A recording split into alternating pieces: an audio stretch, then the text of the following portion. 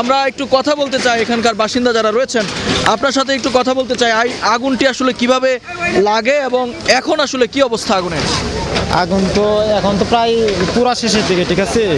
এখন আগুন আপনার হয়তো কারেন্টের মাধ্যমে লাগতে পারে, এরকম হইতে পারে। কারণ কয়টা নাগাদ আগুন লাগে এবং আগুনের মাত্রা কেমন ছিল? আগুনে 4টার দিক দিয়ে আগুন লাগে, 4:30টার দিক দিয়ে আগুন লাগে। আগুনের মাত্রা তো অনেক বেশি, বাতাস বেশি, এ কারণে আগুন নিবানো যাইতেছে না। ফায়ার সার্ভিস তো অনেক চেষ্টা করতেছে, বাতাসের কারণে আগুন নিবানো যাচ্ছে না।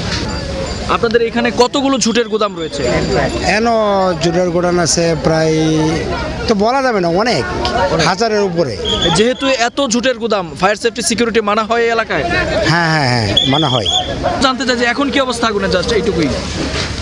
আপনারা দেখতে পাচ্ছেন এটা খুবই ঝুঁকিপূর্ণ একটা জায়গা, যে চারদিকেই শত শত গোডাউন এবং গা ঘেঁষা একবারে, কোনো ধরনের কম্পার্টমেন্টেশন নাই, কোনো ওয়াল নাই, কিছু নেই।